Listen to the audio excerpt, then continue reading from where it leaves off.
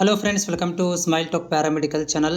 Friends, ನೀವು ಕೇಳ್ತಿರುವಂಥ ಒಂದೇ ಪ್ರಶ್ನೆ ಏನಂತಂದರೆ, JNM ನರ್ಸಿಂಗ್ ಬೋರ್ಡ್ ವತಿಯಿಂದ ಕೌನ್ಸ್ಲಿಂಗ್ ಯಾವಾಗ ಸ್ಟಾರ್ಟ್ ಆಗುತ್ತೆ? ಯಾಕಂದರೆ ತುಂಬ ಲೇಟ್ ಆಗಿದೆ, ಎಲ್ಲ ಕಡೆಯೂ ಕೂಡ ಕಾಲೇಜ್ ಸ್ಟಾರ್ಟ್ ಆಗಿದ್ದಾವೆ. ನೀವು ಇನ್ ಕೇಸ್ ಆಫ್ ಕೌನ್ಸ್ಲಿಂಗ್ ಕರೆಯೋದಿಲ್ಲ ಅಂತಂದರೆ ಹೇಳಿ, ನಾವು ಪ್ರೈವೇಟ್ ಕಾಲೇಜ್ಗಾರಿಗೂ ಹೋಗಿ ಅಡ್ಮಿಷನ್ ಮಾಡಿಸ್ತೀವಿ. ಇಷ್ಟು ಕ್ವಶನ್ಗಳು ನೋಡಿ. ಪ್ಯಾರಾಮೆಡಿಕಲ್ ಆಗಿರ್ಬೋದು, JNM ನರ್ಸಿಂಗ್ ಬೋರ್ಡ್ ಆಗಿರ್ಬೋದು, ಇವು ಎಲ್ಲ ಏನು ಮಾಡ್ತಾವಪ್ಪ ಅಂದ್ರೆ ಪ್ರತಿ ವರ್ಷವೂ ಕೂಡ ಜುಲೈ ಮಂತಲ್ಲಿ ಅಪ್ಲಿಕೇಶನ್ಗಳನ್ನು ಬಿಡ್ತಾಯಿದ್ರು. ಈ ವರ್ಷ ಇವರು ತಪ್ಪು ಏನು ಮಾಡಿದಾರಪ್ಪ ಅಂತಂದ್ರೆ, ಅತಿ ಬೇಗನೆ ಅರ್ಜಿಗಳನ್ನು ಬಿಟ್ಟು ತಪ್ಪು ಮಾಡಿದ್ದಾರೆ. ಯಾಕಂದರೆ ನೀವು ಅರ್ಜಿಗಳನ್ನು ಹಾಕಿ 2 ತಿಂಗಳಾಗ್ತಾ ಬಂತು. ನಿಮಗೂ ಭಯ ಅನಿಸುತ್ತೆ ನಿಜ, ಆದರೆ ಬೋರ್ಡ್ನವ್ರು ಯಾವಾಗಲೂ ತುಂಬ ಸ್ಲೋ ರೀ.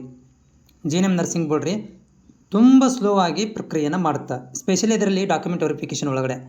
ಸೊ ಡಾಕ್ಯುಮೆಂಟ್ ವೆರಿಫಿಕೇಷನ್ ಆನ್ಲೈನ್ ಮುಖಾಂತರ ಮಾಡೋದರಿಂದ ತುಂಬ ಸ್ಲೋ ಆಗಿ ಡಾಕ್ಯುಮೆಂಟ್ ವೆರಿಫಿಕೇಷನ್ ಮಾಡಿಕೊಂಡು ಮತ್ತೆ ಅದಕ್ಕೆ ಮುಂದೆ ಸೀಟ್ ಮೆಟ್ರಿಕ್ಸು, ಆಪ್ಷನ್ ಎಂಟ್ರಿಗಳನ್ನು ರೆಡಿ ಜೊತೆಗೇ ಮಾಡ್ತಿರ್ತಾರೆ. ಹೀಗಾಗಿ ನೋಡಿರಿ, ಇವತ್ತು ತಾರೀಕು ಎಷ್ಟು ಹೇಳ್ರಿ, 3/8/2026.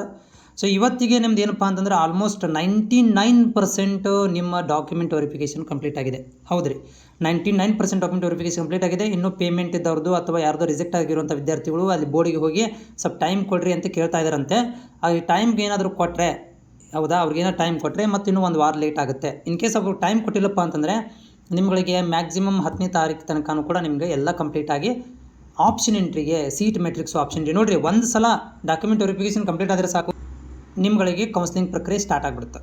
ಹೌದು, ಒಂದು ಆಪ್ಷನ್ ಎಂಟ್ರಿ, ಸೀಟ್ ಮೆಟ್ರಿಕ್ಸು ಎಲ್ಲ ಟೈಮ್ ಬಿಟ್ಟುಬಿಡ್ತಾನೆ. ಒಂದು ಸಲ ಸ್ಟಾರ್ಟ್ ಆಗಿಬಿಟ್ರೆ 1 ವಾರದಲ್ಲಿ ಮುಗೀತು. ಅಡ್ಮಿಷನ್ ಆಗಿಬಿಟ್ಟಿರ್ತದೆ ನಿಮ್ಗೆ 1 ವಾರದಲ್ಲಿ, ನಿಮ್ಗೆ ಟೈಮೇ ಕೊಡೋದಿಲ್ಲ. ಆದರೆ ಸ್ಟಾರ್ಟ್ ಆಗೋದು ಒಂದೇ ಬಾಕಿ ಇದೆ. ಒಂದು ಸಲ ಸ್ಟಾರ್ಟ್ ಆಗಿಬಿಟ್ರೆ ಸ್ಟಾರ್ಟರಲ್ಲಿ ಸ್ಟಾಪೇ ಆಗೋದಿಲ್ಲ ಇದು. ಹೀಗಾಗಿ ಅದಕ್ಕಿಂತ ಮೊದಲು ನೋಡಿ, ನೀವು ಈಗ ಆಪ್ಷನ್ ಎಂಟ್ರಿ, ಕಾಲೇಜ್ ಸೆಲೆಕ್ಷನ್ ಅದಕ್ಕಿಂತ ಇಂಪಾರ್ಟೆಂಟ್ ಅಂದರೆ, ನಾಳೆ ನಿಮಗೆ ಕಾಲೇಜ್ ಸೆಲೆಕ್ಷನ್ ಆಯ್ಕೆ ಮಾಡೋಕ್ಕೆ ಕೊಟ್ಟಾಗ ನಿಮಗೆ ಗೊತ್ತಿರಬೇಕು ಯಾವ ಕಾಲೇಜ್ ಹೆಂಗಿದೆ ಅಂತೇಳಿ. ಸೊ ನೀವೇನಾದರೂ ಫ್ರೀ ಇದ್ದರೆ ನಾಳೆಗೆ ಹೋಗಿ ಏನಂದರೆ ನಿಮ್ಮ ಜಿಲ್ಲೆಯಲ್ಲಿರುವಂಥ ಎಲ್ಲ ಕಾಲೇಜ್ಗಳನ್ನು ಹೋಗಿ ವಿಸಿಟ್ ಮಾಡ್ಕೊಂಬನ್ನಿ. ಯಾಕಂದರೆ ನಮ್ಮ ಗೌರ್ಮೆಂಟ್ ಫೀಸ್ ಇರುವಂಥದ್ದು 4,500 ರೂಪಾಯಿ. ಹೌದಾ, ಬಟ್ ನೀವು ಪ್ರೈವೇಟ್ ಕಾಲೇಜಿಗೆ ಆಪ್ಷನ್ ಎಂಟ್ರಿ ಮಾಡಿ ಏನಾದರೂ ಹೋದ್ರಿಪ್ಪ ಅಂತಂದರೆ ಅಲ್ಲಿ ನಿಮ್ಗೆ 45,000 ರೂಪಾಯಿ ಕೇಳ್ತಾರೆ. 4,500 45,000 ರೂಪಾಯಲ್ಲಿ. ಅವಾಗ ನೀವೇ ನನಗೆ ಶುರು ಮಾಡ್ತೀರಾ, ಫೀಸ್ ನೋಡಿದರೆ 4,000 ರೂಪಾಯಿ 500 ರೂಪಾಯಿ ಅಂತ ಹೇಳಿದ್ರಿ, ಅಲ್ಲಿ ನೋಡಿದ್ರೆ 45,000 ತೊಗೊತಾರೆ, 50 ಕೇಳ್ತಾ ಇದ್ದಾರೆ, 70 ಕೇಳ್ತಾ ಇದ್ದಾರೆ ಅಂತೇಳಿ. ಯಾಕೆ ಕೇಳ್ತಾರೆ ಅಂದರೆ ಅವರು ಡೊನೇಷನ್ನು ಅಥವಾ ಕ್ಲಿನಿಕಲ್ ಫೀಸ್ ಅಂತ ಕೇಳ್ತಿರ್ತಾರೆ. ಸೊ ಅದಕ್ಕೆ ನಿಮಗೆ ಯಾವ ಕಾಲೇಜಲ್ಲಿ ಕಡಿಮೆ ಫೀಸ್ ಇದೆ ಅನ್ನೋದನ್ನು ನೀವು ಮೊದಲೇ ನೋಡ್ಕೊಂಡು ಇಟ್ಕೊಂಡ್ರೆ ಕಾಲೇಜ್ ಸೆಲೆಕ್ಷನ್ ಮಾಡ್ಕೋಬೇಕಾದ್ರೆ ನಿಮ್ಗೆ ಹೆಲ್ಪ್ ಆಗುತ್ತೆ, ಆಪ್ಷನ್ ಎಂಟ್ರಿ ಮಾಡಬೇಕಾದ್ರೆ ಹೆಲ್ಪ್ ಆಗುತ್ತೆ. ಇಲ್ಲಪ್ಪ ಅಂತಂದರೆ ನೀವು ಕಷ್ಟ ಅನುಭವಿಸ್ತೀರಾ. ಸೊ ಫ್ರೀ ಇದ್ದರೆ ಕಷ್ಟಪಡೋಕೆ ಹೋಗ್ಬೇಡ್ರಿ. ಈಗ ಕಾಲೇಜ್ಗಳನ್ನು ಹೋಗಿ ನೋಡ್ಕೊಂಡು ಯಾವ ಒಳ್ಳೆ ಕಾಲೇಜ್ ಇದೆ ಅದನ್ನು ನೋಡಿಕೊಂಡು ಬನ್ನಿ. ಆಮೇಲೆ ಸ್ಟೇಟಸನ್ನು ಚೆಕ್ ಮಾಡೋದು ಮರಿಬೇಡ್ರಿ. ಸ್ವಲ್ಪ ಸ್ಟೇಟಸ್ ಲಾಗಿನ್ ಮಾಡಿಕೊಂಡು ನಿಮ್ಮ ಸ್ಟೇಟಸ್ ನೋಡ್ಕೊಳ್ರಿ. ಯಾರಿಗೆ ಮೆಸೇಜ್ ಬಂದಿರಲ್ಲ ಅವರು ಸ್ಟೇಟಸ್ ನೋಡ್ಕೊತಾರೆ. ಮೆಸೇಜ್ ಬರಬೇಕಂತ ಏನೂ ಕಂಡೀಷನ್ ಇಲ್ಲ. ಹೌದಾ, ಅತಿ ಬೇಗ ಸ್ಟಾರ್ಟ್ ಆಗುತ್ತೆ.